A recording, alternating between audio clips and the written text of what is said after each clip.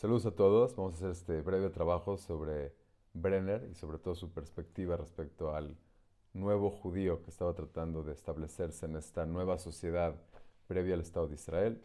La historia comienza en 1908 cuando Joseph Chaim Brenner visita a Berdichevsky, a su gran maestro y tutor, y después de esta visita, Berdichevsky escribe en su diario una cosa así, dice que en su mente, en la mente de Brenner, él ya no es un judío, pues maldice la existencia judía e incluso prevé su extinción y probablemente también la aplauda.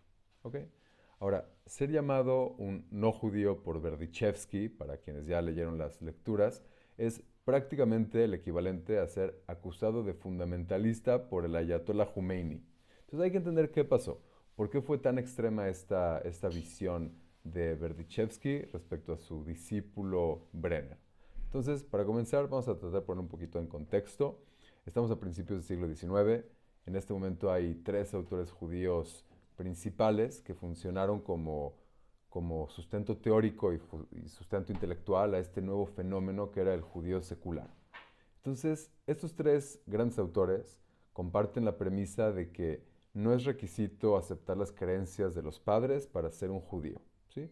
Ahad, el primero y más conocido de todos, en un artículo clásico, establece que el vínculo que tiene con el pueblo judío es similar al que se tiene con un vínculo familiar. O sea, se puede cuestionar, se puede adoptar cualquier herejía, ¿sí? Él dice, la herejía de Darwin incluso.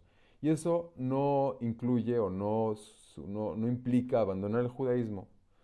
Esta visión fue originalmente muy aplaudida por Berdichevsky y por Brenner, que más tarde son sus primeros, y sobre todo Berdichevsky, su más grande crítico, cuando siente que se aleja de esta premisa radical y se hace un poco más tibio, se empieza a acercar más a la cuestión de las costumbres y de la tradición como una fuente para esa nueva identidad judía.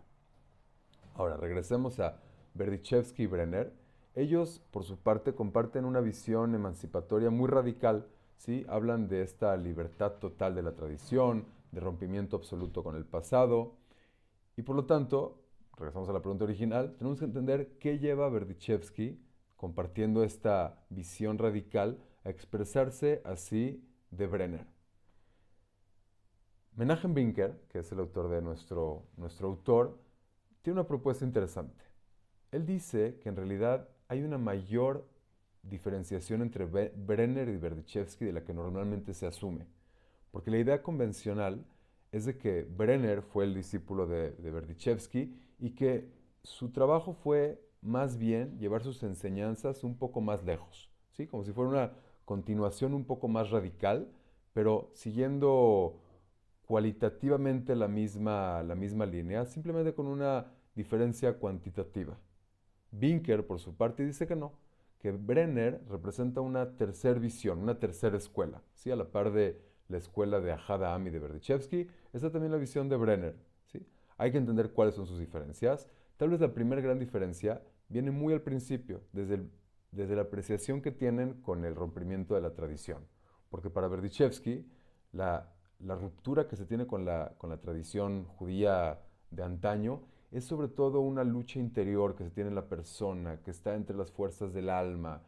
Y para Brenner es otra cosa, para Brenner es un rompimiento que se tiene con el mundo exterior, ¿sí? Es esa victoria, el autor incluso argumenta que es una victoria agridulce, pero es con el mundo exterior, con el Padre es el vencido, ¿sí? Es ese mundo al que se está dominando y conquistando. Y Berdichevsky continúa, Brenner continúa y tiene una serie de ideas que son consecuencia de esta visión original y que son bastante diferentes a las de su tutor Berdichevsky. ¿Sí? Entonces, una de ellas, por ejemplo, tal vez la más importante, es cuál es la visión a futuro.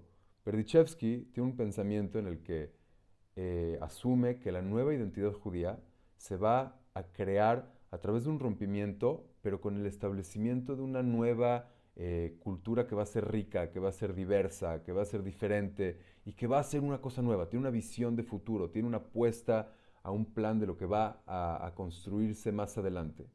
Para Brenner, por su parte, esto no existe. No hay un proyecto cultural por sí mismo. No prevé un renacimiento cultural, ¿sí? No cree que el judaísmo secularizado va a convertirse en esta nueva bandera de una nueva forma de ser judío.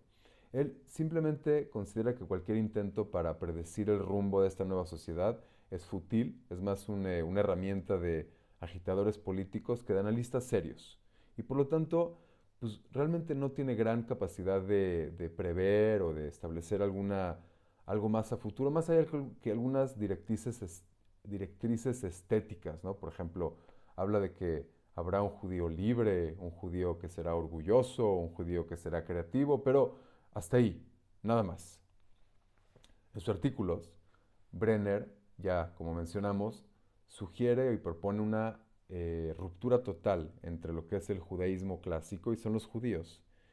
Va tan allá que dice que hay tanta diferencia y separación entre lo que es el judío y lo que es el judaísmo tradicional, que dice que no ve razón alguna por la cual habría de ver una cierta preferencia a la Biblia hebrea o a las creencias cristianas. Dice, son realmente indiferentes, son tan irrelevantes probablemente la una como la otra. Para él, la historia judía no es una historia como conocemos o pensamos de martirio, de supervivencia, de oposición. Dice, realmente es una historia de anhelada asimilación. O sea, como lo establece él, dice, la persona abandonó el gueto por la simple razón que tuvo la posibilidad de abandonar el gueto. Cualquiera que tuvo la posibilidad y lo hizo, de hacerlo, lo hizo, simplemente. Para Brenner, por lo tanto, no existe ningún estatus especial en ser judío, ni ningún tipo de logro cultural que haya tenido puede ser visto de una forma especial. Por el contrario, cualquier logro cultural tiene que ser siempre considerado y visto a la par de cualquier perspectiva que considere al resto de la humanidad. ¿Sí? O sea, este rol de importancia es solamente cierto en un contexto universalista. Y por lo tanto, si no se tiene y si no se logra esa importancia cultural, es mejor simplemente la asimilación. En pocas palabras, para Brenner es mejor la desaparición como pueblo que una existencia miserable en el coro de naciones. Eh, Tal vez un poquito con estas pequeñas ideas sea más comprensible cuál es la oposición de Berdichevsky, que con todo y su intento de romper con el pasado, tiene una visión a futuro del nuevo judío. Para esto, como mencionamos, pues no es nada. Y tal vez recordando las palabras de su diario, como dice, ya no es un judío, pues simplemente maldice la existencia judía, prevé su extinción y probablemente la aplauda. De cualquier forma es interesante como hacia el final del artículo, Binker reconoce que probablemente existe todavía una clave para comprender la judeidad de Brenner. Y dice que probablemente esta radique precisamente en el vínculo que establece con las masas judías con las que vive, de las que se rodea y con las que comparte todos los días, día a día. Eh, Tal vez para terminar, un pequeño chiste que me recuerda este breve análisis de Brenner. Cuentan sobre un rabino que es invitado a su comunidad para dar un sermón.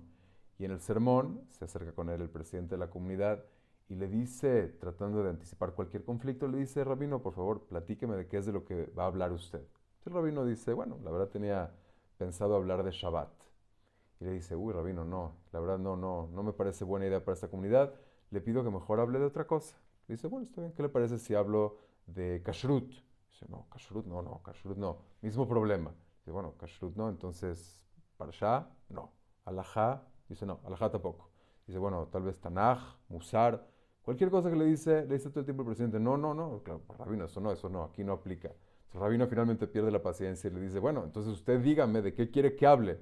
Le dice el presidente, rabino, hábleles de judaísmo, simplemente hábleles de judaísmo.